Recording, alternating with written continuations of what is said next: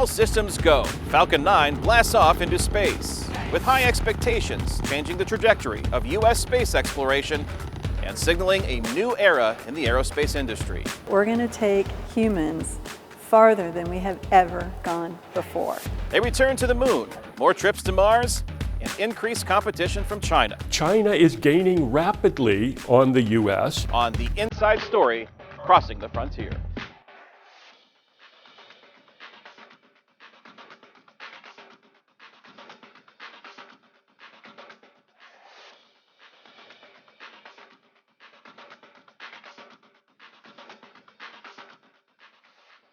Okay, and here we go. 10, 9, 8, 7, 6, 5, 4, 3, 2, 1, ignition. And liftoff. Liftoff of Falcon 9 and IXPI, a new set of X-ray eyes to view the mysteries of our skies. We hear the launch vehicles cleared off, and we're hearing nominal chamber pressures on all 9 Merlin engines.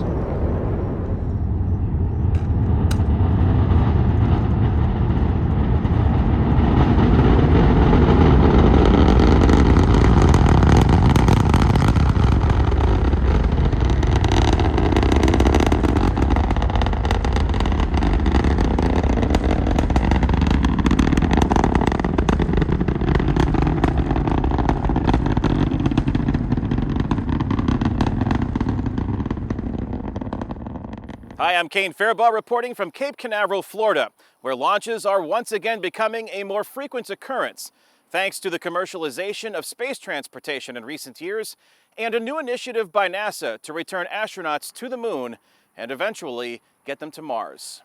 It's a dramatic turnaround from just a decade ago at the end of the space shuttle program, when the industry here in Florida realized it needed to diversify to be competitive nationally and globally. I wasn't born here, but I moved here and learned to walk on Cocoa Beach 3 years before NASA was created.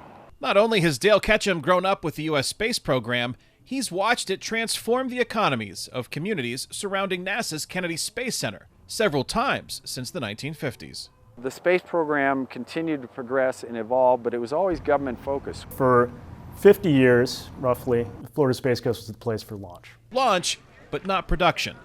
Most of the equipment used in the Apollo and Space Shuttle programs over those years was shipped to Florida for assembly. Landing gear down and locked. When Atlantis touched down in 2011 on the final shuttle mission, it marked the end of an era in human spaceflight. As launches decreased, the Space Coast's economy suffered. The job losses started to pile up, and that happened to coincide with the Great Recession. So it was really a 1-2 punch for this area. In 2011, unemployment was 12%. At that point, the economy and its outlook were not strong. Brian BALUTA, Vice President of the Economic Development Commission, or EDC, of Florida Space Coast, says that's when his organization offered a concept that could change the fortunes of the area's workforce permanently. And it started with taking the unusual step of reaching out to the companies who were likely to produce the successor to the space shuttle. At the time, it was called the Crew Exploration Vehicle. And there wasn't a contract for it yet, but we reached out to Lockheed Martin and Northrop Grumman and Boeing, the companies that would likely compete and win for that contract. And we made the unusual pitch of, if you win the contract, not only should you consider launching from Cape Canaveral, but you should consider assembling your spacecraft here. The concept took off. Just like diversifying a portfolio, if you diversify the area with your products, you can ride through those lows. Lockheed Martin won the contract to create NASA's next-generation spacecraft transporting humans back to the moon. The Crew Exploration Vehicle, now called Orion, will be the capsule of the upcoming Artemis missions. Some of Orion's components are pieced together at Lockheed's new Star Center near Titusville, Florida, which is a former home of Space Camp and the Astronaut Hall of Fame. The contractors and the government support teams are investing in the community. This particular center here was an 18-month, $20 million investment by Lockheed Martin, And that is helping to expand the manufacturing footprint for the Space Coast and allowing us to be able to increase throughput over time as we ramp up to rate and support the mission of our mission. Kelly DeFazio is also a longtime resident of Florida's Space Coast. She now oversees the work at Lockheed Martin's Star Center, which includes creating wiring harnesses. This is basically the nervous system, so to speak, of the capsule, exactly. right? And the application of thermal tiles that will protect the Orion capsule. The panel that actually covers just adjacent around the hatch, so the side hatch would be right here where the white foam is. DeFazio says excitement is building. I think it will start to become very clear with the launch of Artemis 1 that there is a difference, and you know what? We're going to take humans farther than we have ever gone before. When I was growing up with the original 7 astronauts in Cocoa Beach, it was really a frontier town. People were coming and going rapidly, only staying a little while. That Wild West frontier town description is also how Ketchum characterizes the present-day Space Coast, with government contractors and private companies both jockeying for real estate and launch access. With the commercial sector coming, particularly growing after the retirement of the shuttle program, in many ways we're going back. The workforce is younger, particularly with SpaceX. They're not afraid to fail. SpaceX, Blue Origin, and Airbus's OneWeb are just a few of the companies with facilities near the rocket launch pads at Kennedy Space Center, thanks in part to the efforts of the EDC and organizations like Space Florida, where Dale Ketchum now serves as vice president. We just had an announcement that there will be a small launch company called Astra coming here to build small rockets for small satellites, which is a big new component of the whole space industry. They're the first small rocket, really small rocket to come here, but we've also got Firefly, Relativity coming, and others will be coming after that. The more the merrier, says Ketchum. Not only does it help the local economy, it also keeps the United States competitive globally in what he sees as a new space race. The Chinese will put more rockets into orbit than we will. And because the Chinese are very competitive, very smart, very capable, and very well resourced, and very committed. And they are the major competitors in space that will be our major competitor in space for our lifetime. One of the top generals in the U.S. Space Force says China's space program has grown at an incredible pace, warning they could gain a military advantage over the United States if America does not step up its game. There is hope among many in the U.S. aerospace industry that China's success will provide the needed impetus for a new space race to advance exploration of the cosmos, perhaps in cooperation and not competition with China. A rover is about $1 billion. The steady stream of data Edwin Kite reviews from U.S. and Chinese rovers simultaneously exploring the surface of Mars keeps him busy at his University of Chicago laboratory. You can quickly go through a loop of making a discovery, forming a hypothesis based on that discovery, and sending a new spacecraft out to test it. Gathering information in Kite's field of study had traditionally been accomplished using telescopes and analyzing meteors and the few moon rocks U.S. astronauts brought to Earth in the 1960s and 70s. But the new Mars missions are helping Kite and his colleagues obtain a more direct and complete understanding of Mars, thanks to the information the craft and rovers from the different countries have collected throughout the Red Planet. We're at a really early stage of Mars exploration. We've only scratched the surface of what there is to discover.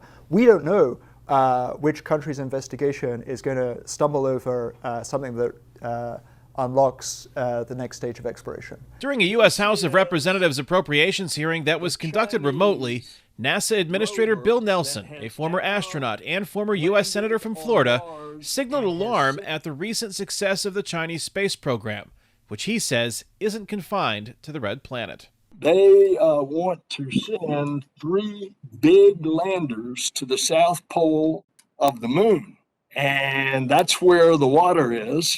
And we are still a year or two away from a much smaller lander going there. Which is why Nelson is urging lawmakers to support NASA's Artemis program, which plans to return humans, including the first woman, to the moon, with Mars as an eventual destination. Nelson says China is on a similar path. I think that's now adding a new element as to whether or not we want to get serious and get a lot of activity going in landing humans back on surface of the moon. China is gaining rapidly on the U.S., and the Europeans are also in this space race. Rocky Cobb, a professor of astronomy and astrophysics at the University of Chicago, believes a new space race could be positive. Cobb would like to see the U.S. and Chinese space programs collaborate rather than compete. There's a lot of talent in China that we could make use of, and a lot of resources in China, and they have money to explore space.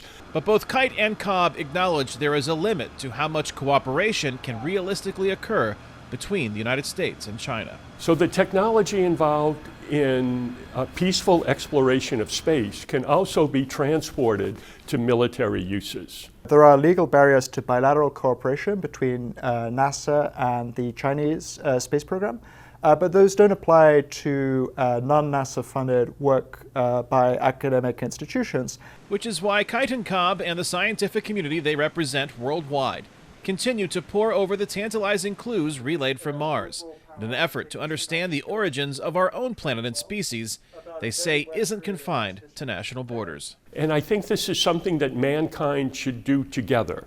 And hopefully in the next few years we'll have a better relationship in science, and we will do it together. There is only one Mars. It doesn't belong to the US, it doesn't belong to China. The future of space travel looks promising, with private investment fueling this phase of space exploration. According to a 2020 report by Space Capital, $8.9 billion was invested in space companies through private financing. Elon Musk and his aerospace company SpaceX are the leaders in NASA's Gateway to Mars efforts. The billionaire's vision of constructing a spaceport in a town best known for its battlefield is receiving mixed reviews from those who live there. From Boca Chica at the tip of Texas, here's VOA's Elizabeth Lee. At the southern tip of Texas called Boca Chica, along Texas Highway 4, you'll see the historical site of the last battle of the American Civil War. And a few more minutes down the road, there is another history-making view, a spaceport that is the beginning of what could be interplanetary travel. SpaceX has been building and testing prototypes for its next-generation rocket called Starship to one day fly humans to the moon and Mars. People are going to want to come down and they're going to want to see this crazy pushing the boundaries of what's possible. David Santilena is an airline pilot who has not been flying because of the pandemic. When SpaceX picked South Texas as the site of a spaceport for Starship, Santilena saw an opportunity. You know what? You only live once, so I bought it, and then, it was a tremendous amount of work, but it's really coming along. He purchased land near SpaceX's future spaceport and started building to make it a destination for space lovers to watch launches with campsites and trailers for rent. If it lands, it's going to be amazing. If it crashes, it's going to be amazing. Either way, I'm going to be there and watch it. Local residents have seen successes and failures, such as this high-altitude flight test that met a spectacular end.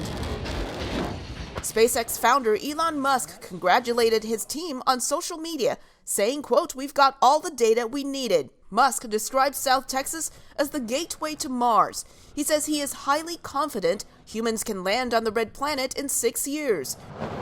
Since SpaceX broke ground in 2014 in South Texas, it's been building and conducting tests for a working Starship, a rapidly reusable rocket that aims to make interplanetary space travel like air travel.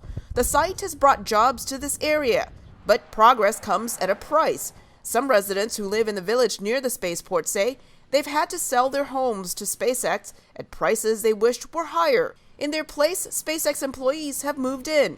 We had a home that SpaceX needed, and that home was right in the middle of the compound for the production shipyard. We had no way to get away from the construction. Maria Pointer negotiated with SpaceX and moved out in March, and SpaceX employees quickly moved in. I had to make lemonade out of lemons. I was not going to just take this lying down and say, oh, woe is me, they're going to take everything I have. No, I'm going to reinvent the Pointers so that we have fun. The experience has been bittersweet for her. From her new home, she's enjoyed watching the development of the rocket prototypes and writing about it, but she wishes SpaceX could have picked a different location so her life wouldn't be uprooted and the wildlife in the area stays preserved. Pointer will continue to write about SpaceX on social media for her followers, just as Santilena will share future launches with anyone who decides to stop by Rocket Ranch. Elizabeth Lee, VOA News.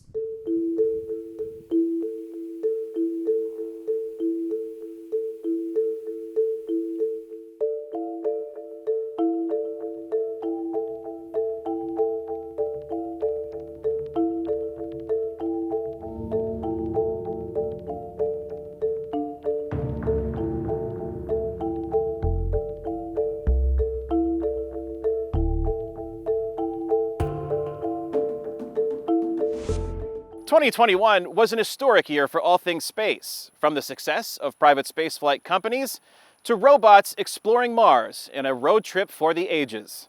VOA's Arash Arabasadi beams us through the year in space. This year, the world witnessed space history not once, not twice, but 3 times as the private spaceflight companies Virgin Galactic, Blue Origin, and SpaceX successfully launched their space tourism businesses. Richard Branson's Virgin Galactic became the first to reach the space boundary in early July, while Jeff Bezos' company Blue Origin flew a few days later and a bit higher on the anniversary of the Apollo 11 moon landing.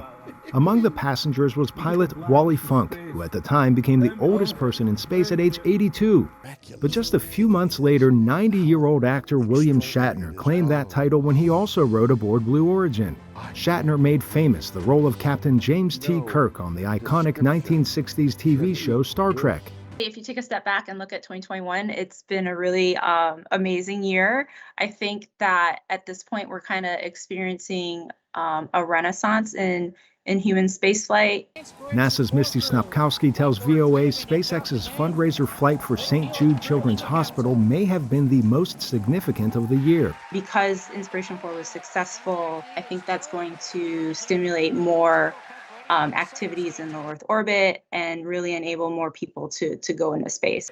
The entire mission was bankrolled by a billionaire on board the flight. Now, the private investment into space is bigger than the NASA budget. So the private industry is putting more money than the government is into space. So this is definitely, in my opinion, the inflection point for the industry.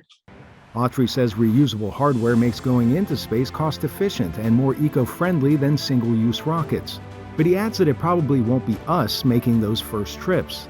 I think before you see people, though, you'll probably see cargo. So you'll see sushi coming from Tokyo to London, in an hour. And that's crazy, but I know there are crazy people who'll pay for that. In other news this year, NASA landed on Mars. The Perseverance rover, or Percy for short, and its travel buddy, the Ingenuity helicopter, began a quest for signs of ancient life. The flight took about 7 months before a dramatic landing on the Martian surface. That's all fine, says Autry, but he says the focus should be closer to home.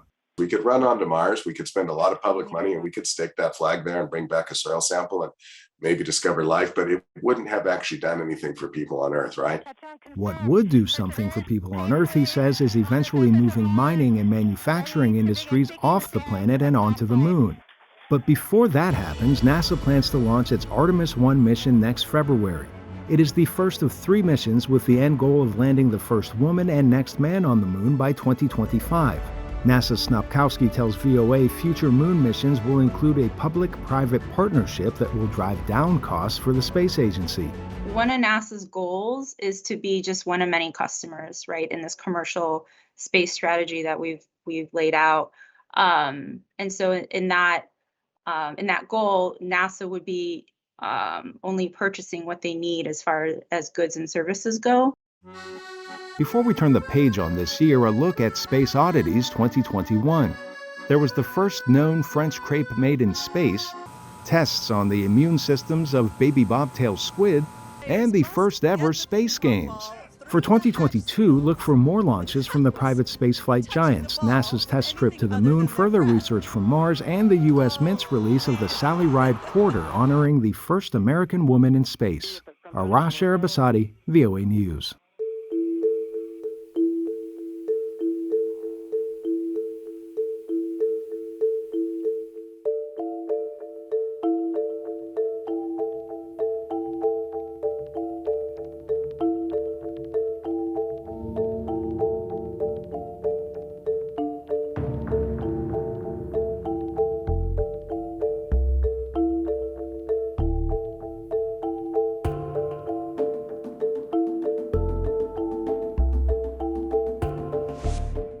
NASA recently introduced its next class of astronauts who will train for missions to the moon and to Mars. Let's give them a big round of applause. Half of the 10 new astronauts are military pilots. One is a champion cyclist. Outfitting the next generation of astronauts is a key component of the upcoming lunar missions.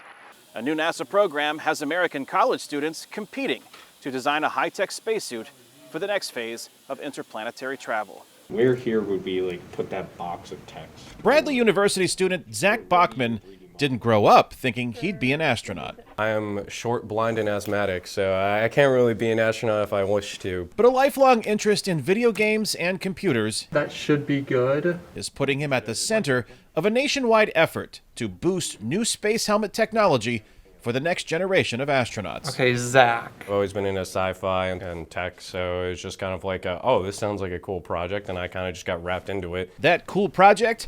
NASA's Spacesuit User Interface Technologies for Students, or SUITS Design Challenge, Start Procedure 1, allows college students to create spacesuit information displays within augmented reality environments. You'd still see like the world around you, but you would just have like overlays. Like the vitals would be like an overlay, but they would still see like the moon or whatever they're working on. Abby IRWIN works with Bachman on Bradley's Suits team, using the latest Microsoft HoloLens to create and test their ideas. Our navigation, we kind of got examples from like flight software, so that pilots use and train with. But we also got some ideas from like the game Skyrim, so like how they do navigation in those types of in like video games. Well, NASA has already announced a new spacesuit for the upcoming Artemis moon missions scheduled later this decade. The next challenge is figuring out the final version of the cutting-edge technology inside. That's where Suits plays a role. And so the idea was, well, why don't we put some funding toward having students contribute solutions to these technical challenges? NASA's Brandon Hargis says the Suits program helps NASA solve several old problems. Lay down the ground cloth on the smooth surface area, including handling the time delay communicating between the Earth and the Moon, and the longer lag time for signals to reach Mars. In this case, 250,000 miles away from Earth on the Moon, or several million miles on Mars, there's somewhat of a delay in communications. And so if the astronaut has a little more autonomy to make some decisions based on the plan of the mission, augmented reality could help them do that. In a typical year, 10 teams would travel to NASA's Johnson Space Center in Houston, Texas, to demonstrate their designs in person. But due to the coronavirus pandemic, the current experience is all virtual and remote, giving more students a chance to participate. Because we are doing this in a virtual format this year, we actually invited 20 teams to participate. Hargis says the students' work has NASA ahead of schedule designing the technology. The work they're doing has spurred research in the field.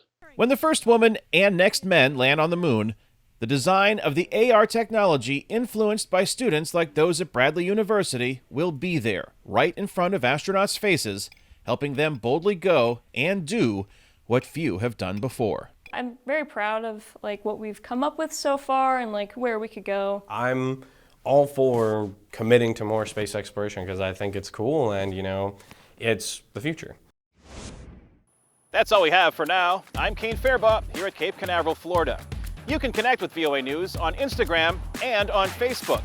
You can also stay up to date on our website, voanews.com. See you next week on The Inside Story.